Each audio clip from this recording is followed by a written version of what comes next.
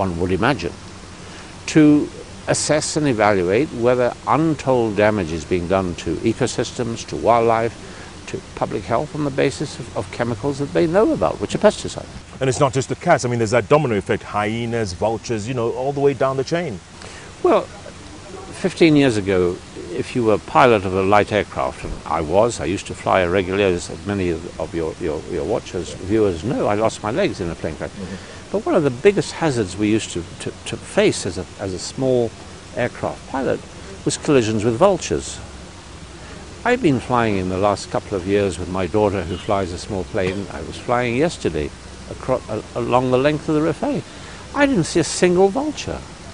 They'd gone. I mean, they're simply not there. And I understand from the ornithologists that it's not that they've migrated somewhere else. They've just died from eating poisoned carcasses. And you find people buying pesticides in Rift Valley, South Rift Valley, where they're not growing any vegetables, so they must be buying the pesticide to kill the animals. To kill the animals. And this is serious. Wow. That is scary, Doc. That is really scary. Well, it's wrong, and it needs to be addressed. But it's not just animals. I mean, I think we know today that disease that can be controlled by antibiotics can evolve, can change, can mutate so that it becomes resistant to antibiotics. Our hospitals are talking about drug-resistant strains of pneumonia, drug-resistant strains of TB, drug-resistant strains of malaria. Yet you can buy antibiotics off the shelf from practically any chemist anywhere in Kenya without a prescription. Now, yeah, it's nice to be able to treat yourself rather than have to go through a doctor and get a prescription. But how many people who are buying these antibiotics to self-treat are buying them with a knowledge that they must finish the course? They're buying the antibiotics that are appropriate for their ailment. And we're just throwing antibiotics into the environment. We're throwing hormones and antibiotics into our waste system. And we are producing the highest possible probability of disease, resistant strains of disease could have a huge impact down the road. These are things that other countries have. We can do it. We have the skills. We have the people.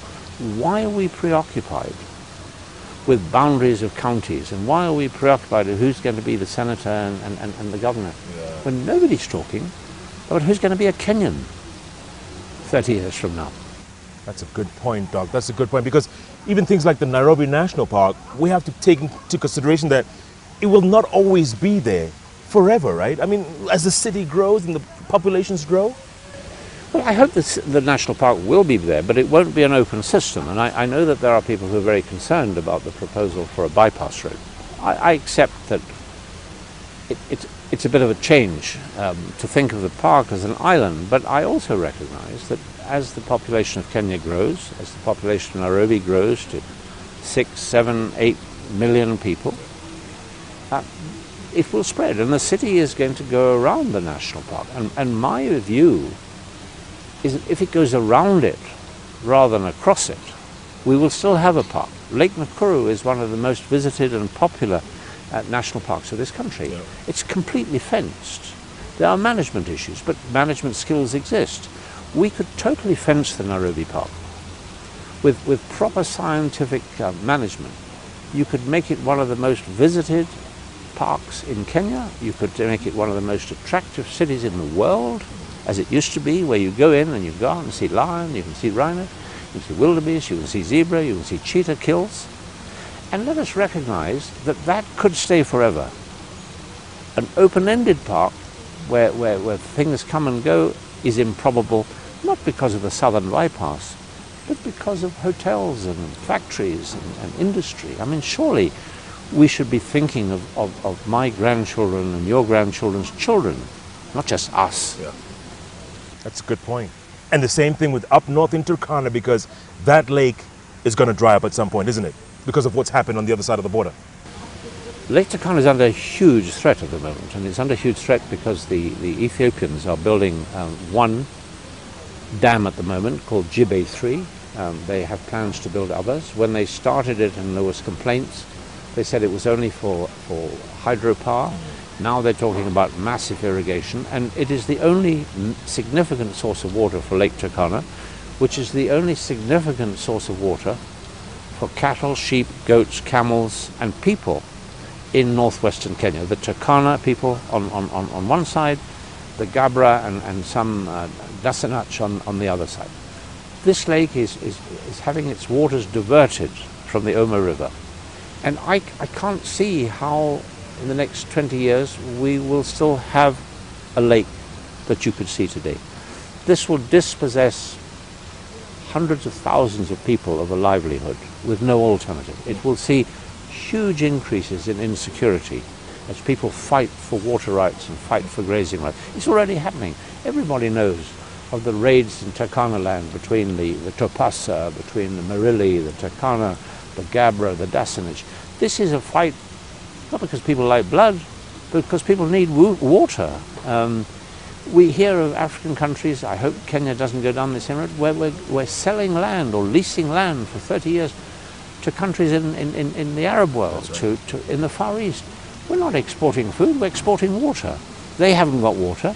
They want to buy land, use our water to grow crops and send our crops to feed them. What are we going to do for ourselves? Why are we doing this? Why should Kenya or Ethiopia put its own people at risk to feed people in Dubai or the Emirates or Saudi Arabia or wherever else these things are going? I think our leadership has got to be a little more responsible in terms of conserving and looking after the very limited resources in terms of water and fodder and range that we still have today. That's a good point, Doc, because I want to take up this point after the break about leadership. The bottom line, where are we heading? We've got a new constitution, we've got some amazing changes, plenty more work to do.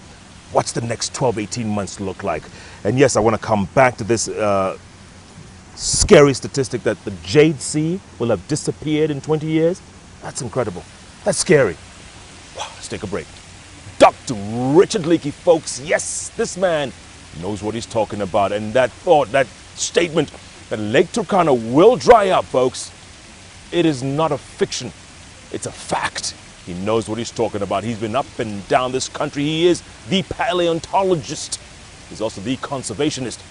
And the politician in him will drag that out in the next half. The politician in him looking forward into the crystal ball of Kenyan politics. The bench at the Fairview. We'll be back in a moment.